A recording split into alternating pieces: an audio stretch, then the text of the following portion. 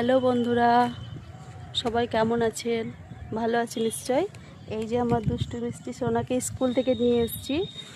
এবার আমরা বাড়ি যাব।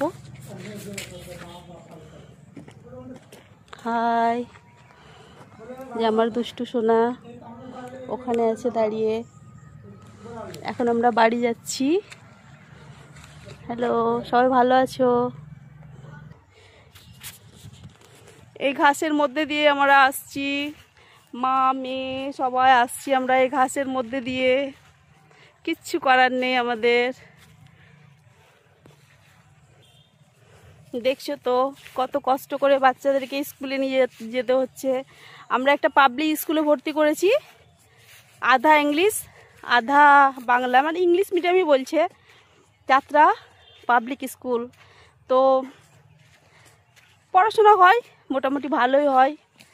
কি করব, বাচ্চাকে এখানে কাছে দিয়েছি, অনেক দূর, একা মানুষ, কি করব, বাচ্চা নিয়ে ঝামেলা। কোনো গাড়িও যায় না, এমন জায়গাতে স্কুলটা আছে না যে উপায় নেই। ঠিক আছে গাইজ, আবার একটু পর বাড়ি পৌঁছে কথা বলবো।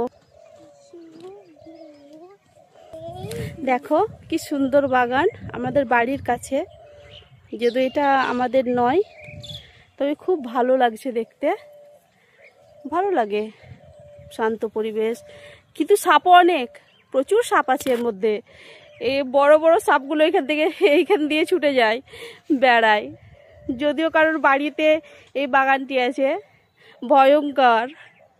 এই পাশ দিয়ে আমাদেরকে স্কুলে যেতে হয়, আসতে হয়, কি করব। আর ওই যে দূরে আমাদের বাড়ি, কষ্ট করতেই হবে। চলে এসছি বাড়ি প্রায় 1 ঘন্টা।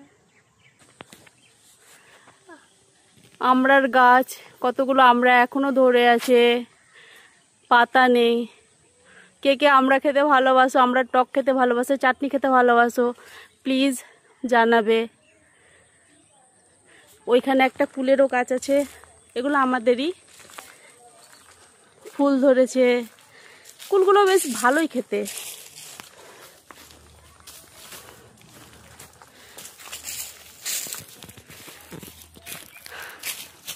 অনেকটাই চলে এসেছি, খুব রোদ। এই রোদের মধ্যে এসে আমার সোনাটাও প্রচুর, মানে কি বলবো, অনেকটা দূরেই যেতে হয় আমাদেরকে।